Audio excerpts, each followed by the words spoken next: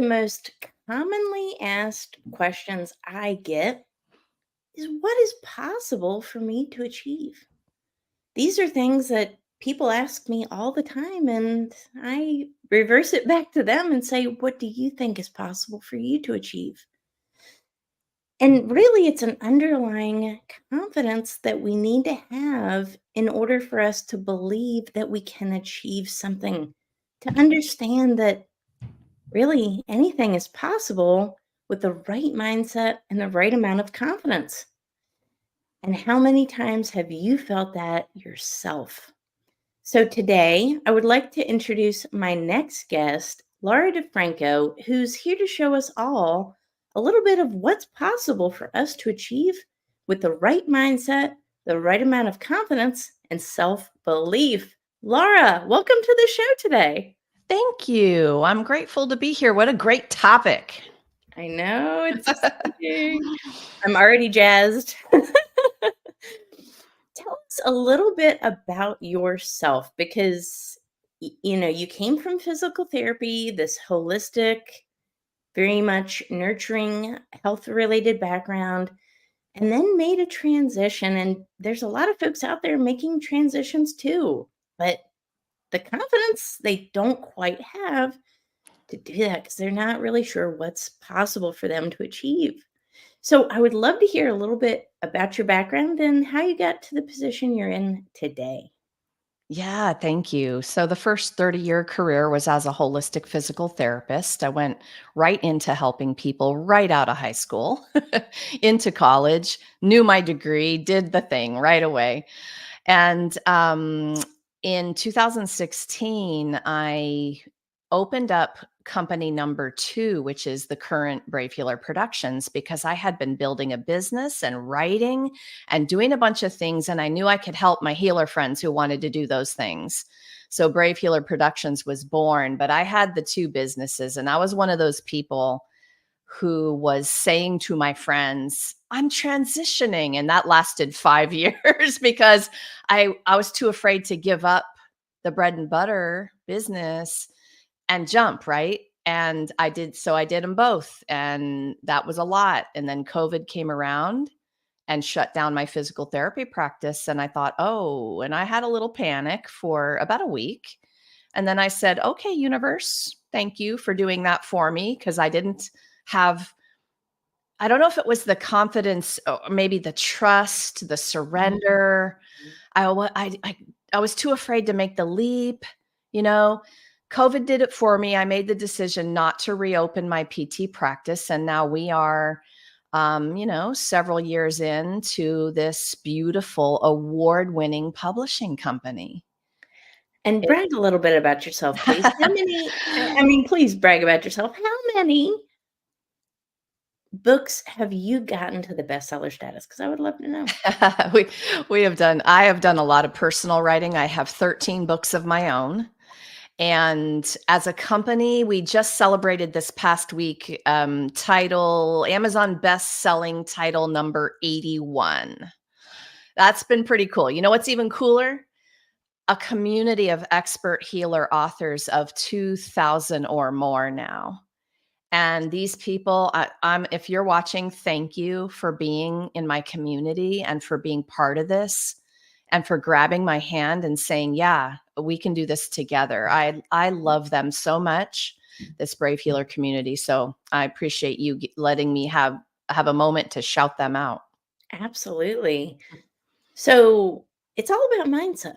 And I love what you said. COVID hit a lot of people hard, a lot of businesses really hard. And some folks said, I can't recover from this. I'm not sure what I'm going to do next. And maybe a lot of people just kind of gave up, right? And they accepted defeat, but not you. You looked at this as an opportunity to change, to transition. And I love that mentality because we always have a choice. We can accept that victim mentality, which is really easy to do, or we can embrace it and say, you know what? Thank you for helping me maybe move past something that wasn't serving me any longer so that I could grow into a fuller potential and ultimately serve more people. What do you think about that? Well, with awareness, we have a choice, and my entire life Mm. has been about the pursuit of awareness. That is the healing. Feeling is healing. Feeling is an awareness practice. Mind, body, soul, spirit, feeling, and noticing. And when you have awareness, you have a powerful tool, right? And I never really thought that I got the clarity, confidence, or courage first. You never get that feeling first. You have to take the brave action. And then guess what? The clarity, the confidence, the courage flows in from that action you took with the fear. Fear is a feeling in your body. And so as a, this is where the physical therapy and healer comes in. I want you all to know that when you're feeling those things, you're making them mean something. That's the problem. And fear is just a feeling.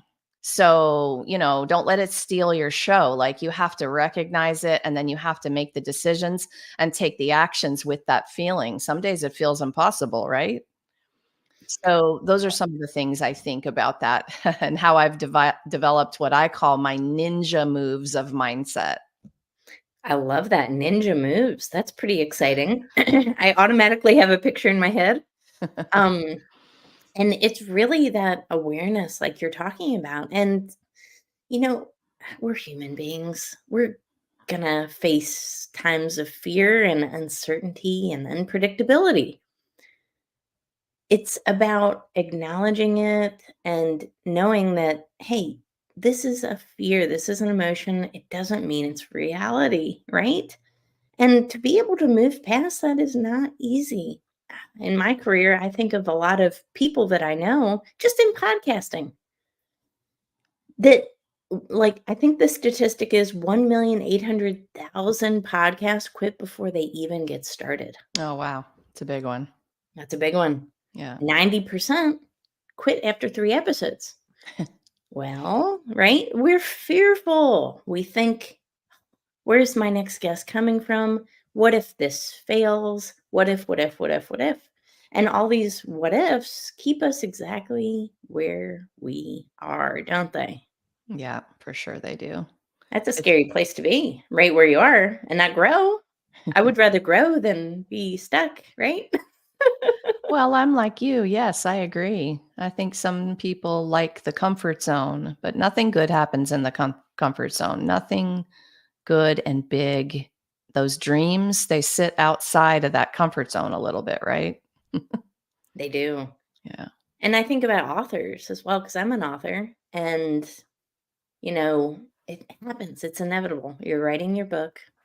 You think, what if nobody reads this? What if this doesn't land? What if this doesn't resonate? How about what if it does? What if it does? And I challenge everybody listening to this episode to say, what if it does? Right? Because I think it's so easy to say, what if it doesn't? But it worked for someone else. Why can't it work for us? Right? And it's about putting in that confidence to believe that your message is valuable. Do you run into this with your authors too? I'm sure you do. All the time. You're making me think about, just the confidence and the belief in yourself. Bet on yourself. Plus, there's somebody waiting to hear the message in only the very unique way you can tell it or write it. And, staying stuck in your fear is only preventing that person's life from being changed. We share the messages sometimes without knowing who's reading the book. My joke about it is I think my mom and my BFF were the only two that read my first book. That's how I felt about that the first time. It was way more than that, though, right? It was way more than that, those two people. So if we would just get out of our head and get the words out there, and it's quite a thing to publish a book, and it's another thing to actually promote and market it so that the bigger world gets to read. We think we publish and then everybody's reading. Well, we have to promote it too and get our words out even more so after we get that book out. That's Mhm. scary too. Oh my gosh. You're speaking my language, right? Absolutely. And the funny thing is, I love what you said. Well, so much to unpack there, but if we don't share our stories, our thoughts, who are we helping? We're not helping anybody.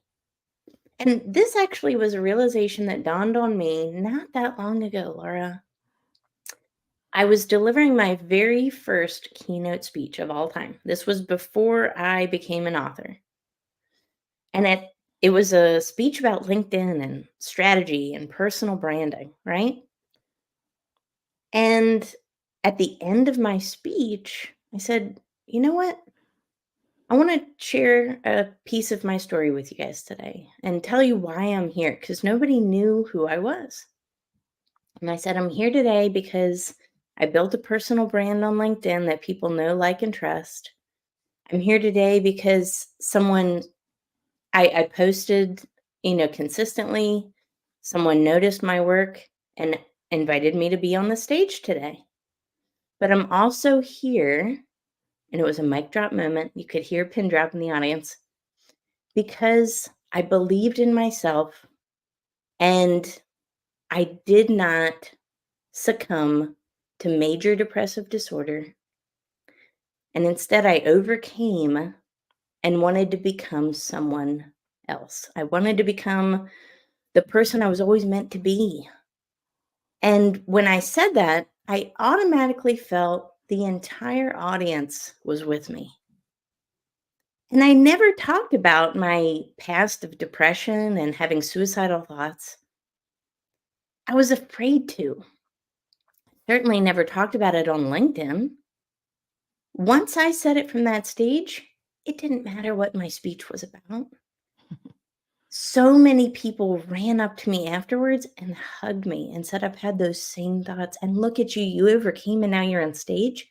And you went from being this person who was terrified with no confidence to speaking on stage and telling me how to run my business. I'm like, yep, that's right. The power of sharing your story. And it was at that moment I realized I need to talk about my story and help other people. And it never occurred to me until that moment that if I don't share my story, I'm not actually serving to my fullest potential. And that led me to writing my book.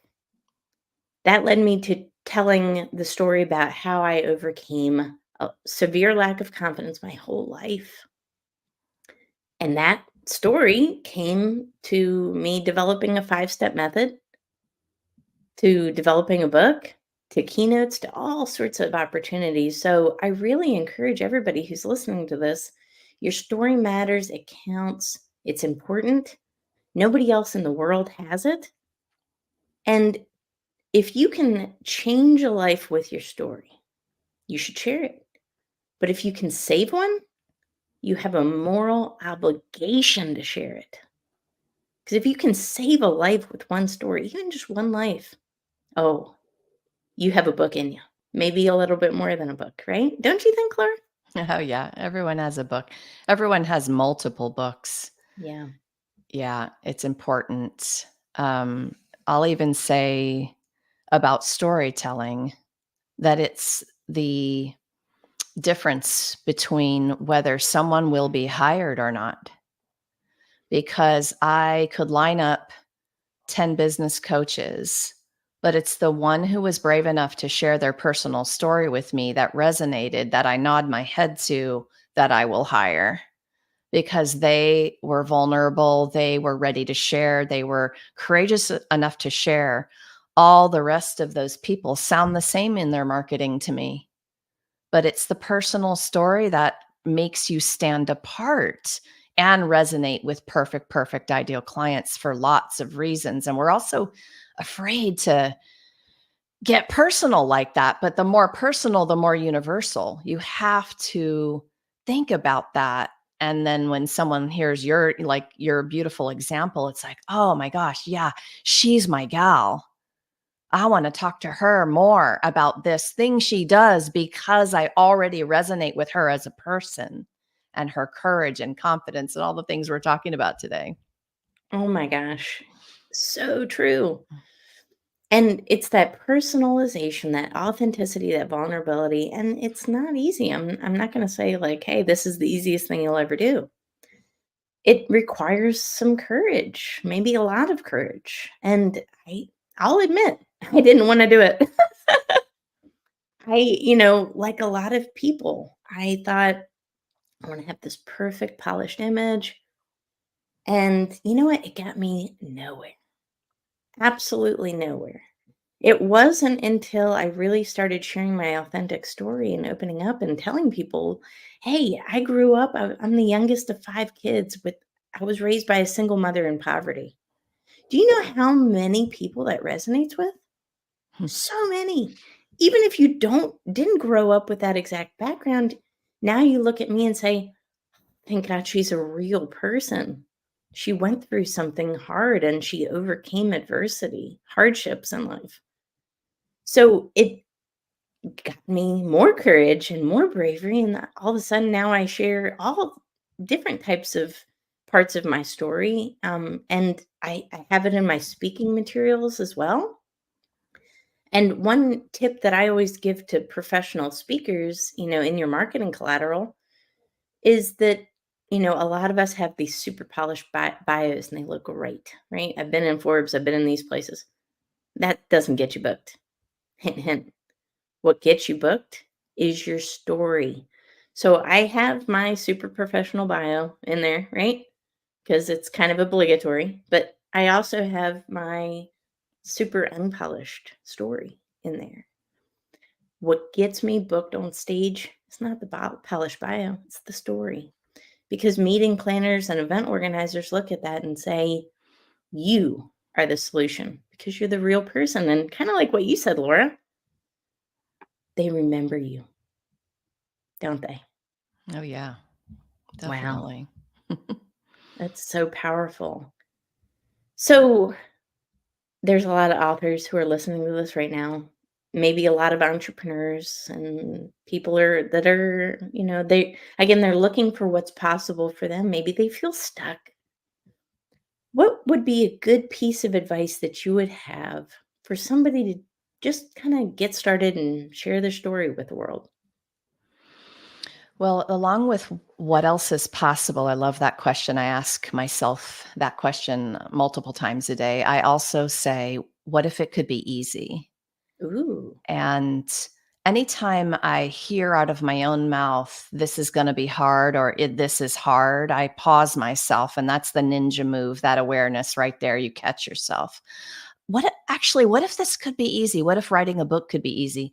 What if the courage and confidence could be easy? What if it's like, wow, I'm not sure I even thought about that. So you want to write words and you want to get them out in the world in a bigger way. You can be a blogger, of course. You can be a vlogger. You can write your book.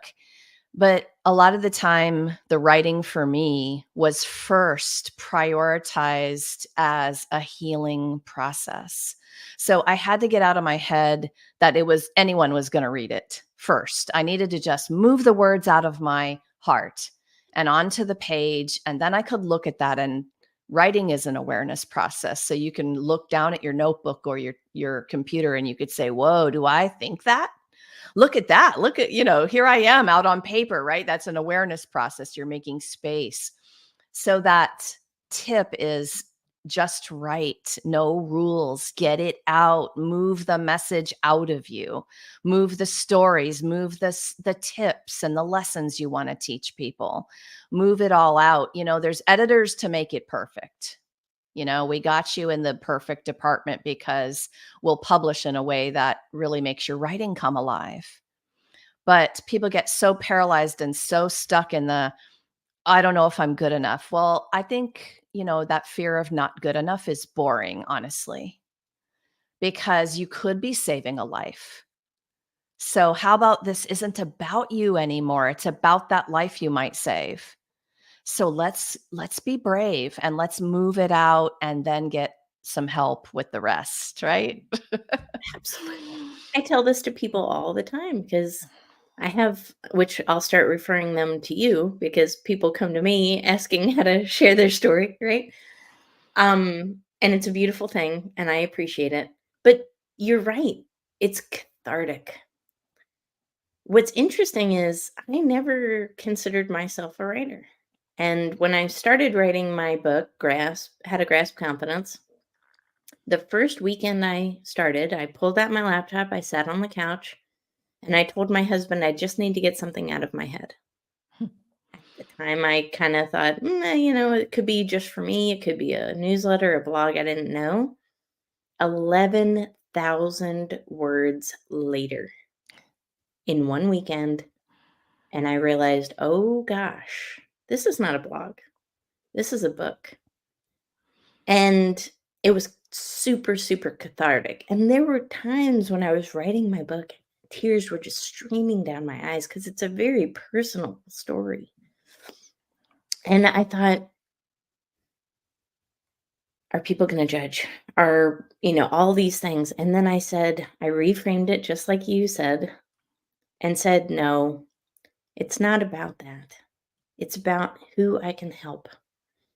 And you have to reframe it to a mindset of service. And I think when you do that, it takes a lot of the fear away. It takes a lot of the anxiety away, that pressure that you may feel. And all of a sudden, you just think of, you know what? I'm doing this as an act of service. And that's a beautiful thing because if I can help one person, I've done my work.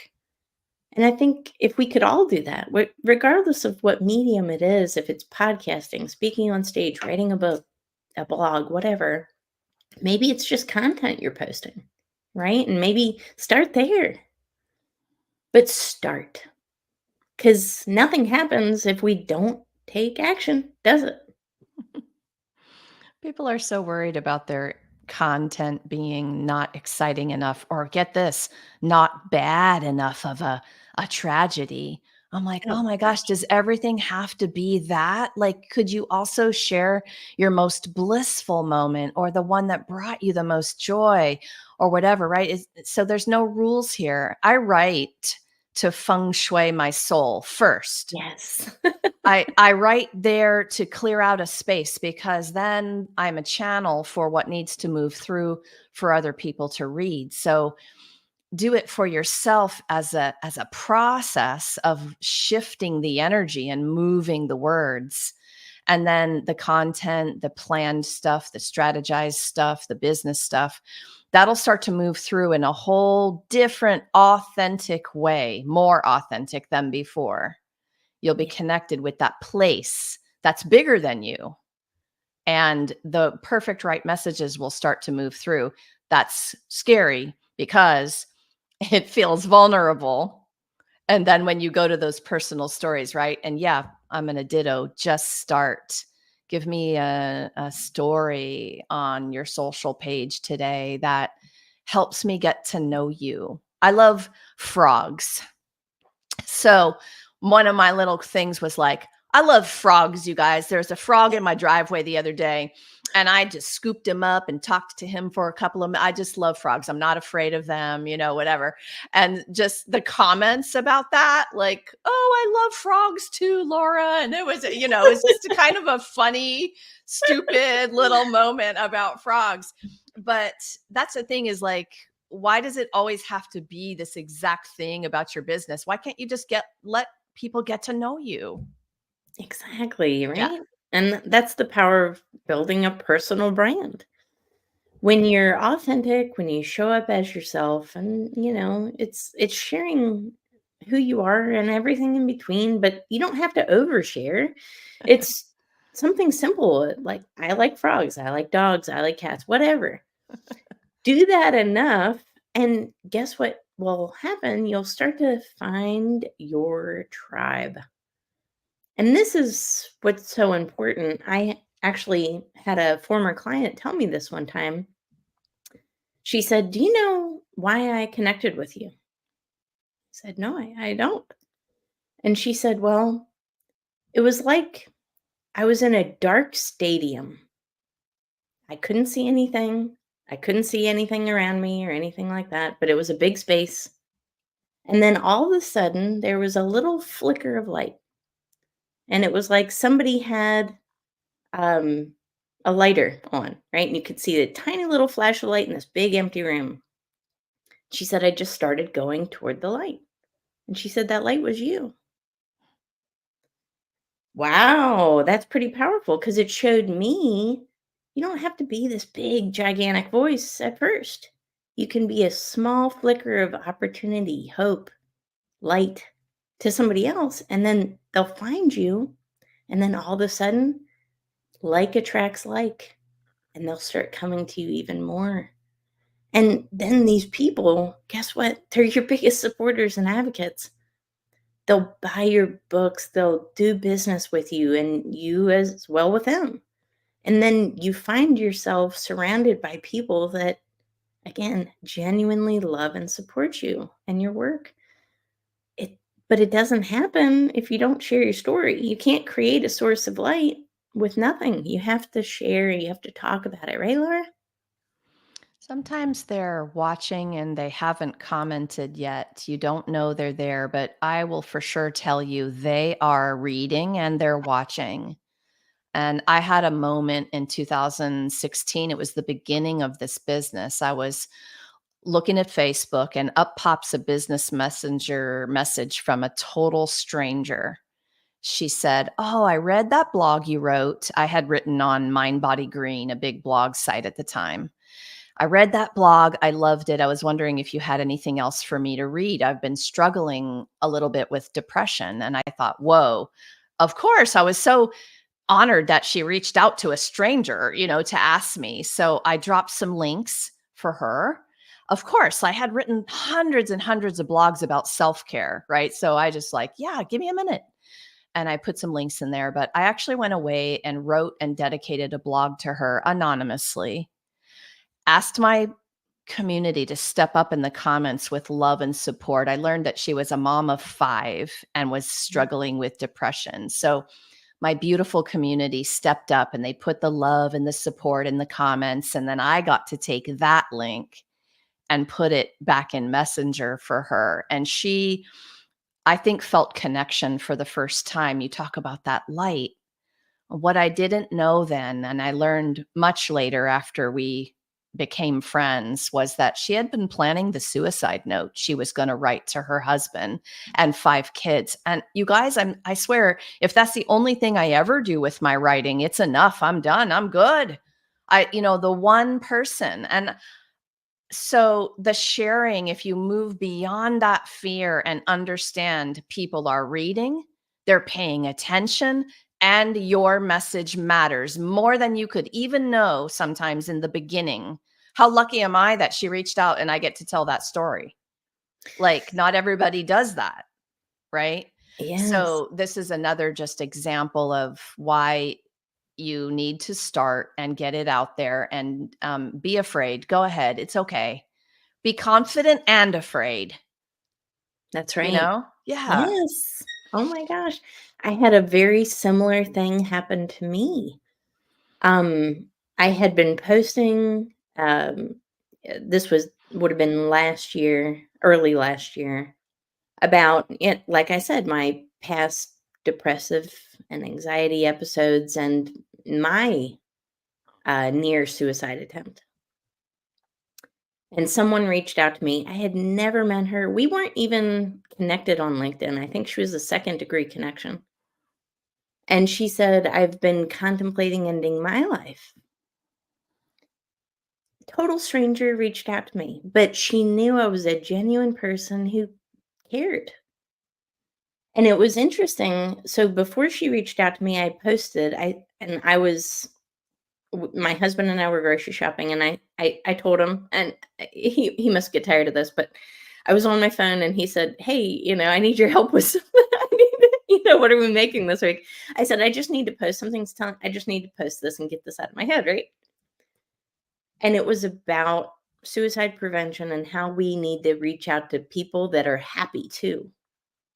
Because I said in my post all of these examples, Robin Williams, Kate Spade, Anthony Bourdain, people that look on the outside that they have it all together, and then this tragedy happens. So I posted about it, and then she reached out to me after that. And I encouraged her to seek help and gave her book recommendations, and today she is still here with us. I check up on her every so often and just make sure she is okay and if there's anything I can do. And that's the power of it, guys. You share in an effort to serve others, and when you do, it is a beautiful thing. And you have to listen to that intuition. And if something is telling you, hey, talk about this, do it. Because you never know if somebody on that other end that you don't even know, that you're not even connected with, is yearning for that that exact information. So listen to that, right? Don't you think? It's so important. Yeah, no doubt. Wow. Well, I think we hit on a lot today, and it's about knowing what's possible for you, doing it with confidence, showing up authentically, not being afraid to be vulnerable, and then finding your tribe and your alliances that come with that. Honestly, the doors of opportunity and untold success come when you show up. But the first step, you got to take action. All these great ideas and philosophies that you have are going to go to waste if we don't share them, write them down, talk about it. So I encourage everybody listening to the show today to do just that. Take the first step of bravery, step out in courage and confidence, and share your authentic story. Guys, thank you so much for listening to this episode today. Don't forget to subscribe and leave a review. I am so grateful that this show has actually escalated to some of the top, um, as a top podcast in several countries now in personal development. So thank you so much for that and all of your support. Don't forget to share it with your friends, and we will see you on the next episode. Take care.